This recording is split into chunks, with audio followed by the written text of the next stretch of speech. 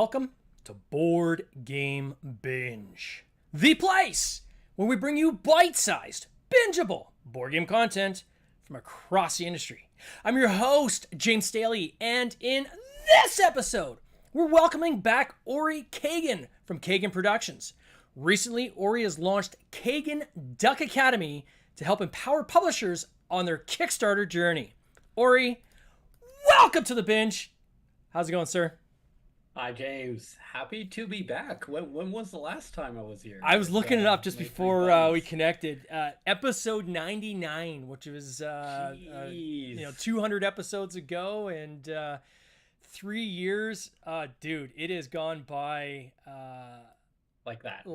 like so fast. And for those who want to check it out, it was episode 99. We had George, David, and Ori, who are all video content creators for Kickstarter. We'll get into kind of what Ori does in a second. And you guys at the time had this tabletop animators kind of YouTube show you're doing, which I absolutely loved. I thought it was just awesome because you guys got into like kind of critiquing other people's videos, Kickstarter videos, and kind of, showing the good, bad, and the ugly. And then you guys would start critiquing each other's, and you'd start kind of talking about the secret sauce behind the scenes. And I geek out over stuff like that. I absolutely love it. I was sad to not see it continue on, but I know you're a busy dude. So. We all got so busy. I mean, it was for good reason. We've been trying to talk about, maybe bringing it back, but I'm so thankful we did that. It was literally, you could say it was the seed that led to what I'm gonna announce, talk about soon. With the Duckademy. Duckademy is one word. Yeah, I'm silly. Yeah, so a lot has happened since then. Yeah. It's amazing when on this show, like often we'll talk about like Kickstarter videos, right? And I mean, you get name dropped all the time, right? Because there's really kind of three of you guys that I'm familiar with, the three that I just mentioned. And, I don't know how many other people there are outside. I'm sure there's tons of people doing kind of video-ish, but I think you guys are probably the core three that most people know, right? When you see the Kagan Productions logo, the duck, I mean, I think it's pretty obvious who it is that's doing the video. Most people know you. David Diaz, Mesa Labs. George's company is called, what's his company called again? Nero. Nero, yeah. So, anytime somebody sees like a really slick video, it's probably one of the three of you that have done it. And I have a colleague of mine who, and we're going to get into this in a second too, who had about, I think a year ago, he had was started dabbling in Blender, right? So 3D animating design himself. And he had signed up for your, you had a program where it was like an a la carte. The Blender kit. Yeah, the board game Blender kit. And so he had used that, and he's like, man, this is awesome. Like this is for people that maybe don't have the budgets, because it costs a lot of money to create these slick videos. It's a lot of time to create them, and a lot of talent that goes into them. And if people need a budget, a way to do that, this allowed them to kind of bridge that if they're interested in kind of trying some of the stuff themselves. So it was cool. It was super cool. So for those who don't know you, maybe let's start there. Why don't you describe Kagan Productions, what you do? Okay, so thank you very much, James. So I'm Ori. I grew up as a Star Wars nerd, just wanting to play with plastic lightsabers, create fan films. I literally have like one of my epic sabers that I broke as I drink my Vader as cup. a kid. I actually have that cup right here. Oh, do you? I don't know if the frame is catching it, so I have the same one. Doesn't get used as often. But I've always, wanted to be a filmmaker, Yeah. but in making cool stuff, sci-fi, fantasy, stuff like that. Just very quickly, I got disillusioned by that when I realized the reality of the film industry, especially here in Israel, which is very boring, very grinding, and very unforgiving. Yeah. So long story short, I realized being in a 9 to 5 job is just not for me, and I became a freelancer, and I sort of search for a way to express my passions and what I love. And I've been backing Kickstarters. Eventually I got to know that I was exposed to the wide world of board games. I was like, oh my god, there's so many things, and I want to get the newest things. And I figure out that I start backing a few board games. I'm like, I think I can do one of these videos, but let's just do it for fun. While I'm doing all this other freelance work, let's just do something for fun. And I started with one video, did almost practically for free, and then another, and then another, and then, word of mouth did its thing the Yeah. way it does in this industry. And by the time COVID hit, I had so much work from both freelancing and board game videos, I had to make a choice. And I remember that day where I'm calling all of my freelance clients and firing them, saying, don't send me more work. I'm just going to be focusing on board games. I created the duck, I created my website, and I just went full into figuring out how to build a business, how to build a studio, an agency. And I've been with it since then, having the time of my life, How far making out are you videos. working Yeah. now? Like you have I know there's a lot of people that are ringing you up constantly. Like, are you like a year out? Like, how far out are you working now on some of these videos? Well, that is a good question because one of the hardest things ever since that time I fired all my clients, it was very hard for me to say no to anyone. Yeah. And that's one of the things I had to learn the hard way, that the more you learn to say yo, the more you learn to say no, your yes becomes more valuable. Um, But it's so difficult because every lead I have, every client, every board game just sounds amazing. I'm already imagining the video we can do for them, and the Kickstarter and the game, and how do we bring it to life. And the truth is that even if I hire a lot of subcontractors, I'm still just one person. Yeah. And I want to make sure that every video we work on gets the special treatment, gets really to do what it really needs to do. It's not just a pretty video, it's an effective video, which is, the other reason which I'll get into of why I started to study marketing and all that. Yeah. So right now I'm trying to limit the amount of productions per month so we can focus on maybe 2, 3 productions a month rather Okay. than, I'm not going to say how many we've worked on the same time, but it was ridiculous. So unfortunately, less productions from Kagan Productions, but more high quality productions. Yeah. And you do And I'm those like all soup to nuts, right? Like you're scripting your like how much like, and I know there's I mean the quick answer is it depends, right? What the client wants. But you will take everything, right? Right from the scripting all the way through to like getting the well, voiceovers done in like everything, I think, right?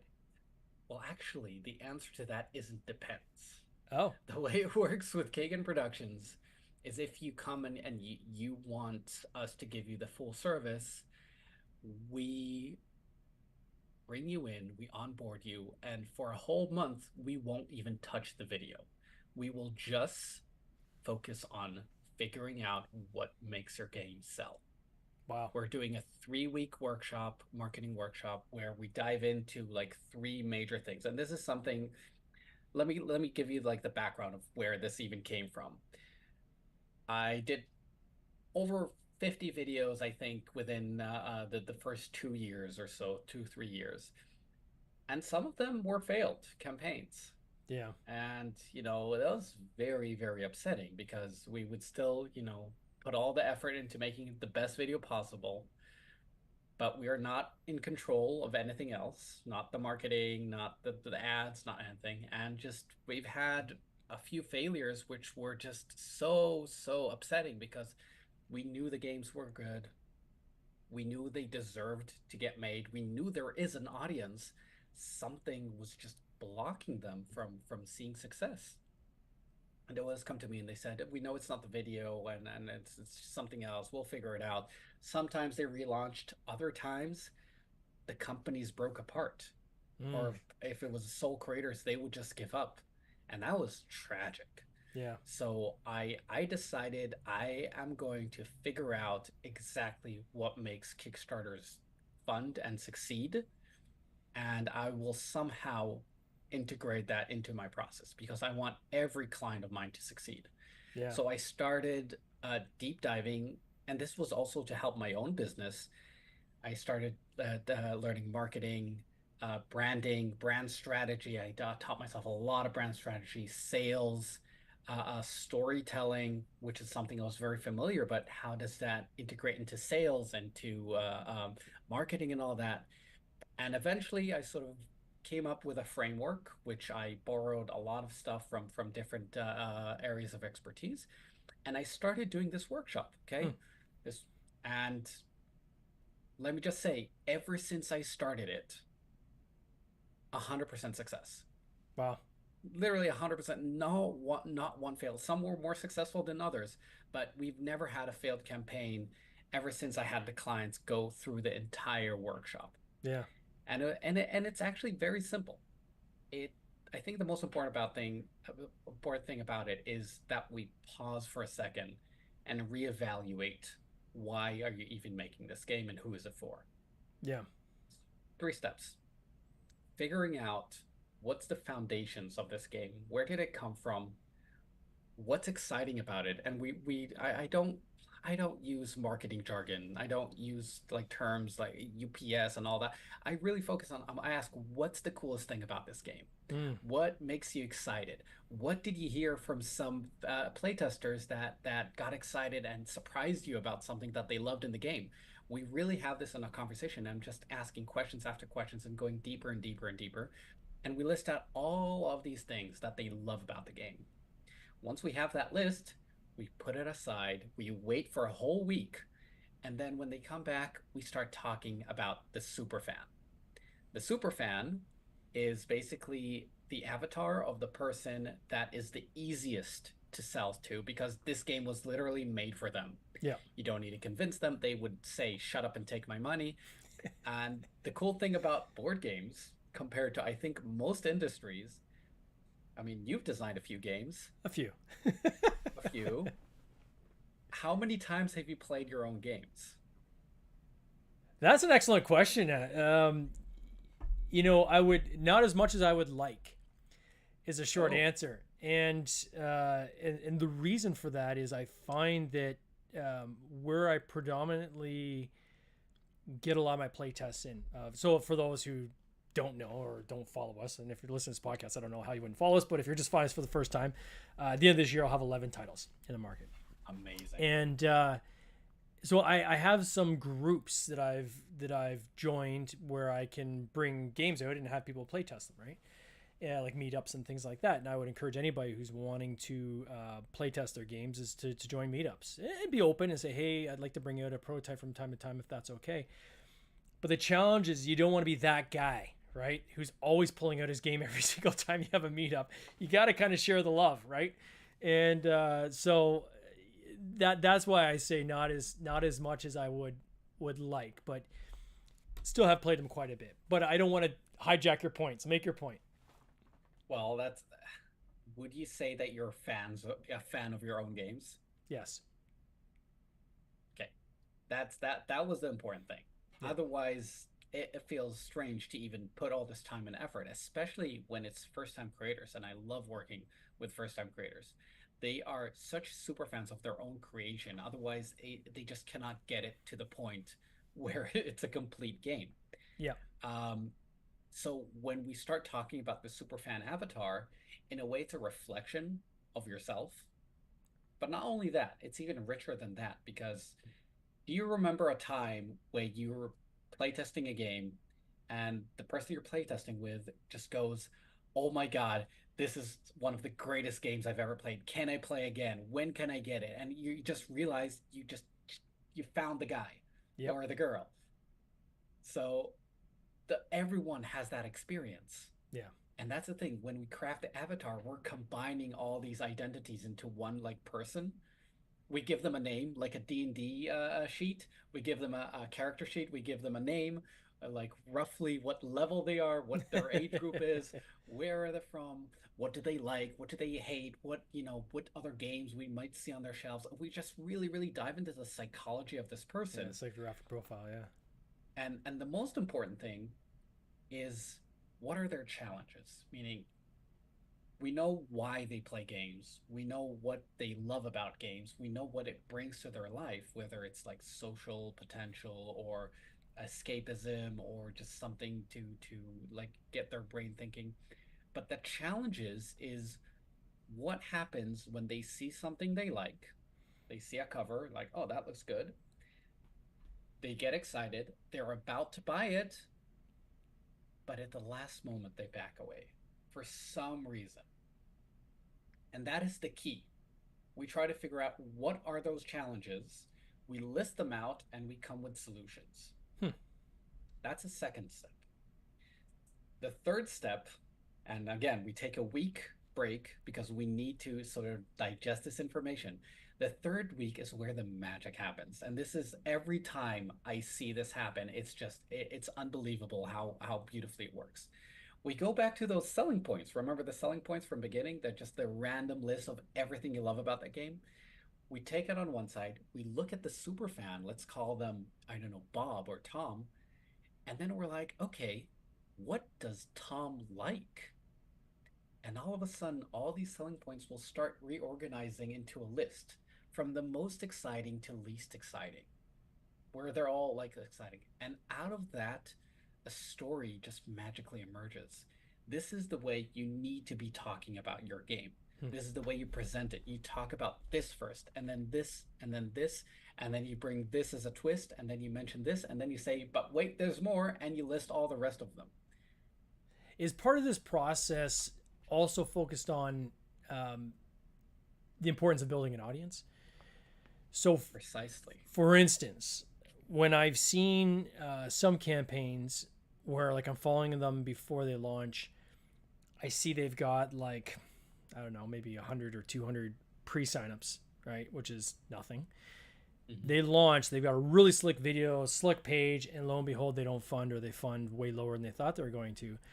And they miss the biggest piece, which is this is not a crowd finder, it's crowdfunder. You have to bring the crowd, right? And you can have the best video on the planet, but if no one knows you exist, that's a problem. Yeah. The battle everyone is fighting, and sometimes they're not even aware they're fighting it, is the battle for attention. The thing is, look, it might not seem that way sometimes if you met me in conventions or things like that, or you played a game with me. I'm always like very animated and excited. I am a total introvert. I have, being with people is fun for me, but it sucks out my energy. I always need to really force myself. Talking about myself is always very difficult. Yeah. Every time I talk about I'm in a conversation and people are asking questions about me, I very quickly flip the conversation to asking questions about them. It's who I am. And I found that a lot of board game creators are similar to that. They have a very hard time, talking about themselves or selling in a way, or trying to pat themselves on the back or anything like that. It is very, very difficult, and it's something that we struggle with daily. And what happens when you've spent all this time crafting this game, putting all your love, sweat, and tears, blood, sweat, and tears into this game? It's perfect, and you know that the moment they play it, they're gonna love it. But you cannot play the game with 1,000 people. You can't find all these people by meeting them personally and playing with them. How do you convey that experience without, having them sit down and play the game? That's where marketing comes in, and then it's scary. Suddenly it's just like this scary forest that you don't even know what to do. You don't know, and so far it was all fun. You're doing all this creativity, and now you need to be a used car salesman. You need to do social media. You need to be posting all day and creating content. And it's a nightmare. I'm going through that right now. Yeah. Well, there's two things I want to say that. One is I recently saw a video that you did, and I think it's a perfect demonstration of, number one, I'll discuss what you said in the video, which I thought was quite astute and was great advice, even for the seasoned people in the industry. But it was just a face to camera, just saying, hey, here's something that I've been thinking about. And, often when I'm talking to people and they say, well, how do I start building that audience, or how do I start getting my name out there? It's not about trying to come up with like a cool hook or trying to be, I'm going to copy that guy. It's really get your face in front of a camera and say, you know what, I'm working on the following thing, and I thought I would share it. Right? Either you're working on your game, or maybe here's some of the greatest feedback I've had is when I'm doing face to camera with some of my backers, and I'm doing a live opening of the production sample that came from my manufacturer. I said, we're gonna open up on camera, and you get to read on my face exactly how I feel about this. And I open it up. I'm like, that's not good. Here's why I don't like this. Here's why I don't like that. This is what I think I need to go back and change. Here's why we think, why this is important. And the feedback from people is, wow, we really like that. We like to kind of hear the behind the scenes, how the sauce is made, so to speak. And I would encourage anybody that's trying to get any product out there at all in this industry is just start opening yourself up and just do face to camera. Try to keep them as like little 1-2 minute clips if you can. And just talk about, here's something that I thought about today in regards to my game. Specifically, the one that you did was, and I know you've had a lot recently, but this one was specifically on the importance of actually saying what your thing is on Kickstarter, right? Like, and the example you gave is, you're like, here's a great picture. Is it a book? Is it a story? What is it? No, it's a board game, but nowhere on here does it say such and such board game, right? And Chandler Copenhaver gave me this advice back it was a year ago. Same thing as, I forget which campaign it was. He's like, you don't even say this is a board game. Like, why don't you got to put it in your title? And I'm like, really? Isn't that obvious? He's like, no, it is not obvious at all. And so I try to make a concerted effort to do that. So in the description, the kind of the sub description of what it is, make sure you say it's a board game. If you can say a number of players in there, great. If you can throw the core kind of mechanic in there, even better. And then the first thing I have at the very beginning of any Kickstarter page is describing exactly what the game is. What's the weighting, number of players, what's the key mechanic? We have one coming up that's going to be a polyomino dice manipulation game, right? Those two things. Okay, I understand what they're talking about. It's for 1 to 6 players, things like that. So if you can get that really concisely at the top, it really helps your backers decide really quickly, is this for them or not, right? And if it is, okay, now I'm going to read more. I quoted Donald Miller, who says it really, really beautifully. That says, if you confuse, you lose. And it's really, and every website has to go through that process of trying to be too smart. Every landing page or anything, every time you sell something, there's a point where you're trying to be smart. You mentioned it before. Oh, I want to copy this copywriter. I want to try this tactic. I want to make this funny pun. All of those are amazing. But if you forget the target for a second, and you're trying to be too smart about it, like I said, we're in a battle for attention. And the moment you confuse someone, that registers as too much energy I need to process to understand what I'm looking for. I'm out. I'm scrolling. I'm on to the next thing. So that is exactly why we do this process, to figure out what is that list of attention grabbing things that once we tell it as succinctly in a story, it will hook them from the start. Okay. Usually, I'll guess, what is the number one selling point for almost all of the games I work on? The number one. And I did another video precisely about that. Okay, the hint is right here behind me. It's box cover. Just box cover? Yeah. Box cover. Yeah. Box cover is usually the number one selling point. That's the thing that stops people and say, what is that? Yeah. Okay. Then you need to follow it up with the next thing that they're probably asking, and you need to give it to them right there and then. And just to finish that process, which I mentioned, like the 3 weeks, when we have the story, this basically informs of how I need to create the video, because video is literally on a timeline. I need to hit them with these selling points, one after the other, really, really, really quickly and smartly. Okay, it can't just be a shopping list. Yeah. Okay, that's where filmmaking comes in. But I'm not the only one using it. I tell the client, this is now your plan for your Kickstarter page. Your Kickstarter page starts with the first one. You're showing the box on the hero image. And then what's the next one? Is it the theme or the fact that it's a polyomino and dice combination? Is that the number one selling point? I don't know. We need to figure it out. What's the next one? That will be the next one, and then suddenly everything makes sense. And the thing is, you could replicate that for everything that you do. Yeah. Your landing page is maybe just the first 5 ones. an ad will be choosing one of those and just running an ad around that selling point to see which one performs better. And the important thing, it's a living document, meaning it Mm. can change as you get to know your audience, as you expose yourself to them and you talk to them and they interact with you, you learn more about them. One thing I think is Um, cool is that mhm. you've been going beyond like video creation, right? Like you've kind of evolved this now into how can I create tools to help people. One being obviously we're talking about with the Blender kits, which is again a fantastic cool toolkit that a colleague of mine used and loved and was successful with. The other one is I'm not sure if I'm allowed to talk about it. It's your scorecard. Of course, you can talk Yeah, about yeah. it. You've Yeah. recently launched this scorecard, which is good. Okay, I didn't want to let the cat out of the bag, so to speak, but you've got this scorecard on, and I'll put a link in the show notes as well, so people can check this out.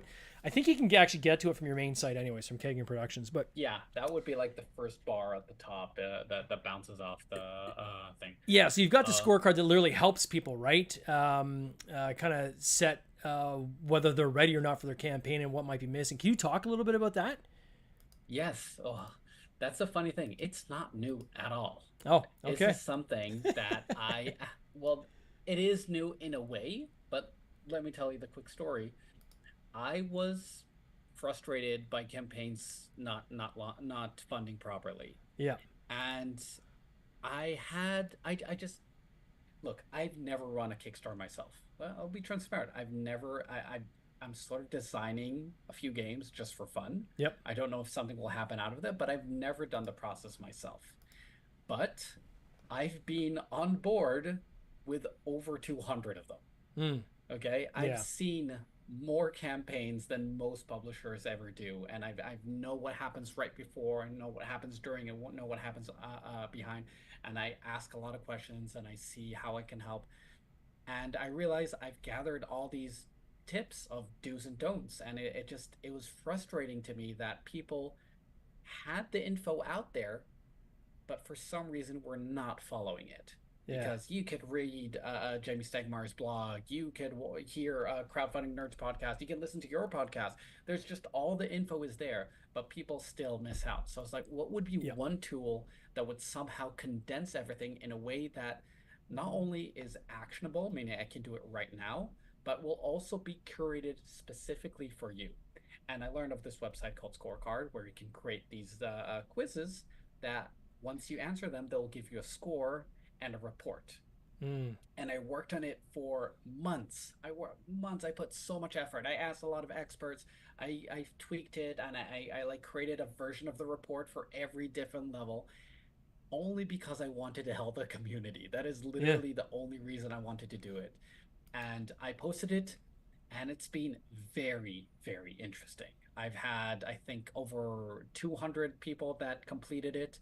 Everyone has a wildly different score, and you could really see that it's not just the report that gives the value, it's the questions themselves.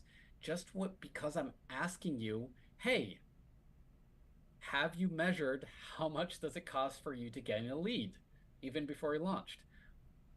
Hmm, I haven't actually done that until now. Should I be doing it? I guess Yes. I should. Just that. Have you integrated connections between all your social platforms? Does the Kickstarter pre-launch page, no, does the landing page lead to the Kickstarter page, and does it also lead to the Facebook page? Does the Facebook page lead back to that? Does that lead to the Discord? I mean, all of these should be connected. Um, that's like one of the things that crowdfunding nerds keep talking about. So Yeah. just having that question is like, huh. And there is also, and here's a little secret. I mean, that's a spoiler if you fill it out. So I'm sorry for spoiling the surprise, but I think it's worth talking about. The first question is how confident are you in your Kickstarter success? Between 1 to 6. Okay, you can't choose the middle. Okay, you have to choose between 1 to 6. At the end, you have another ninja question that asks again about confidence. It's literally the same question, but it's phrased differently in the beginning and the end. Interesting. Most of the time, the answer is different. And you can see either they've lost confidence as they're going through the questions, and then the score will be lower, or they've gained confidence. And that is exactly what I wanted to do. I want to do a process that's called de-risking Kickstarter, Mm. doing these simple steps, okay? Simple, not easy, but simple steps that basically take as much risk as you can out of your launch. And, part of that, making sure that you have the crowd, knowing the story that you need to tell, and knowing that you've done everything you could to lead to success. And then where does that naturally progress to? So I've heard whispers that there's some other things that are brewing that you're working on. Can you talk about those yet, or is it too early? Or So, James, we sort of spoiled it at the beginning. We hinted at it. yeah. This is basically the exclusive official announcement that I will be launching what I'm calling the Kagan Duckademy, Master the Game of Crowdfunding. That duck just won't leave me alone. Yeah, I it's swear. awesome. I love it. Yeah. So the idea is for, like I said, I don't have time to do videos for everyone, but I feel like the strategy part is vital for every campaign. Mm. And I wanted to create a program that also will be more affordable than hiring me for a video for a full service, but will also have this group community setting. Mm. And it's going to be very limited because not because I'm trying to say, oh, only 10 places left. No, it's only limited to 30 people because I want to create a tight-knit community and for me to be able to have sort of a personal touch with each and every one of them. And the idea is to go through basically this journey through the forest of marketing on a 12-week program where we will go through those steps which I talked about. Okay, these 3 steps and a lot more. And we're going to bring in experts. We're going to have all sort of tools for you to use. We're going to have accountability within the community. We're going to share our wins. I imagine like the community members will be helping each other as we progress and they get to know each other, because that's one of the most wonderful things I've seen about this industry. It's really a mentality of the tide rises, floats. Rising tide floats all boats. Yep. It's just I want to create that safe space for people to be, and publishers and creators to be able to do that. Oh, that's amazing. And yeah, I'm really super excited about it. I'm terrified and nervous, but I am planning a lot of great stuff. So after the 12 weeks, so does someone graduate and then there's a new crop of 30 people come in, or how does that kind of cycle, or how does it kind of flip over? So I'm glad you asked. This is right now aimed really at 2025 releases. Anyone that has planning a game to release in 2025, because I want you to have enough leadway to implement what we're talking about. Yeah. And one of the objections I can hear is, I don't have time to like enlist an academy or something like that. And the idea for it is to not waste your time, but actually to save you time, because it will tell you exactly what you should be doing at this moment of time to make everything else more effective. And it's just a weekly meeting, an hour and a half a week.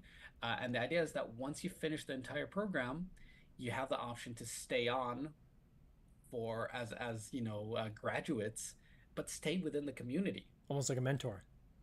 And I don't know if to mentor, that could also happen. I mean, I'm happy if they want to do that, but for like a subscription, they can stay on, continue attending all the master classes, and grow together with the community. And that's what that's like my wildest dream, for really to have it as this evolving organic thing that will help people get their games out to the world.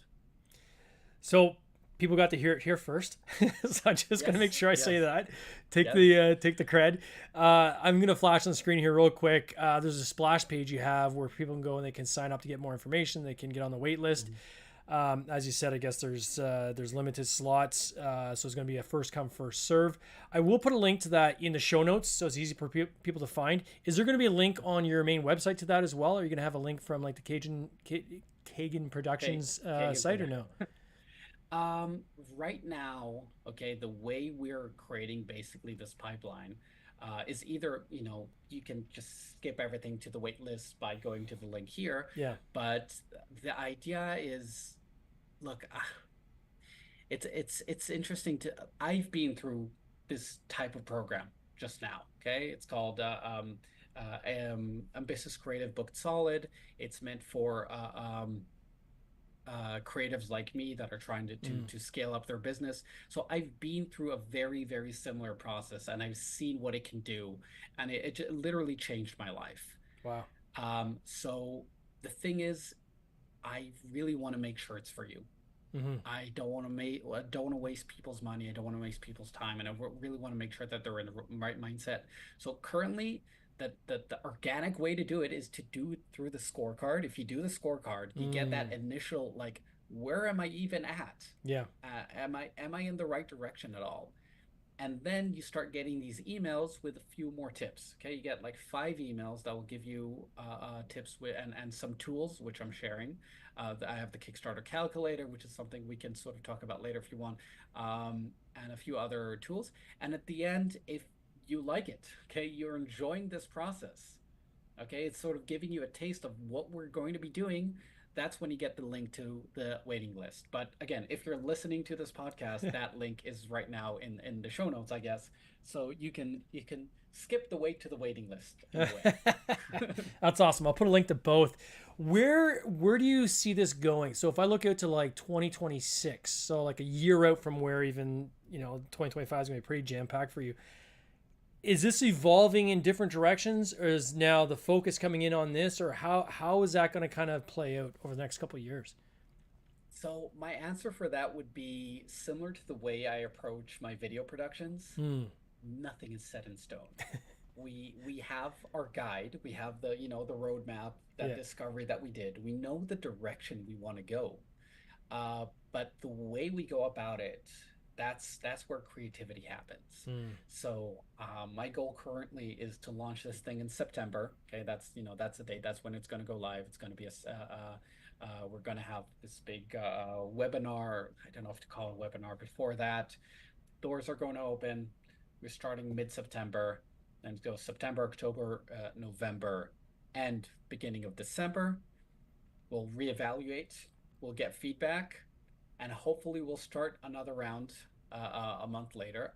Who knows? And I'm leaving that space open to know where the future takes me. But I'll always continue doing productions. I'm never leaving that. Don't worry. Oh, that's amazing. All right, so I will definitely put a link in the show notes to both for people to check out. There's so much to cover. We can't get to it all. I definitely want to get you back sooner than 3 years from now, maybe even next year, early next year, maybe, because I think there's some good kind of chunks here that we can maybe even explore in one of our future episodes, where maybe we take like kind of the module 1 and kind of tease out maybe even half of that or something in an episode, if that's possible. That'd be kind of cool, I think. And you're always welcome back on the podcast, as you know, buddy. So Ori, so much, I want to wish you all the best this coming year, buddy. Congratulations on this. This is awesome. It's a tool I think a lot of people can benefit from. Again, people want to check it out. We'll have links in the show notes. Thank you so much, James. All right, my friend. You take care. Cheers.